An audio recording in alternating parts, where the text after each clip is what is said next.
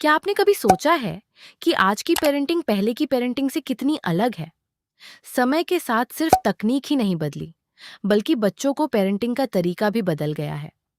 कई साल पहले माता-पिता का मुख्य लक्ष्य था अपने बच्चों की सुरक्षा सुनिश्चित करना और उनकी बेसिक नीड्स को पूरा करना। उस दौर में डिसिप्लिन को सबसे अधिक महत्व दिया जाता था। रूल्स बनाए जाते थे और उनका सख्ती से पालन कराया जाता था। बच्चों की राय अक्सर कम सुनी जाती थी, क्योंकि बड़े फैसले माता-पिता ही लेते थे। फिर एजुकेशन एंड साइकोलॉजी में नए शोध सामने आए। लोगों ने समझना शुरू किया कि बच्चों की भावनाएं भी उतनी ही महत्वपूर्ण हैं जितनी उनकी स्टडी और अचीवमेंट। धीरे धीरे पेरेंटिंग का फोकस केवल नियंत्रण से हटकर सहयोग और समझ पर आने लगा। आज माता पिता अपने बच्चों से खुलकर बात करने की कोशिश करते हैं।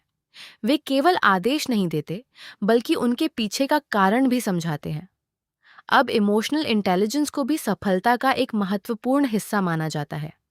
अच्छे माता-पिता बच्चों को अपनी बात रखने और अपने विचार व्यक्त करने का अवसर देते हैं।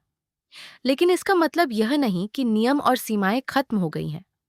सबसे प्रभावी पेरेंटिंग वही मानी जाती है जिसमें प्यार और अनुशासन दोनों का संतुलन हो।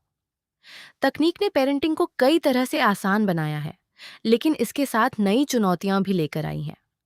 आज माता-पिता को स्क्रीन टाइम, सोशल मीडिया और डिजिटल आदतों पर भी ध्यान देना पड़ता है। हर पीढ़ी अपने अनुभवों और सीख के आधार पर पेरेंटिंग को पहले से बेहतर बनाने की कोशिश करती है। सच्ची पेरेंटिंग परफेक्ट होने के बारे में नहीं है। ये हर दिन सीखने, समझने और अपने बच्चों के साथ मिलकर बढ़ने की एक यात्रा है। याद रखिए, सबसे अच्छे माता-पिता वे नहीं होते जो सब कुछ जानते हैं, बल्कि वे होते हैं जो सीखना कभी नहीं छोड़ते।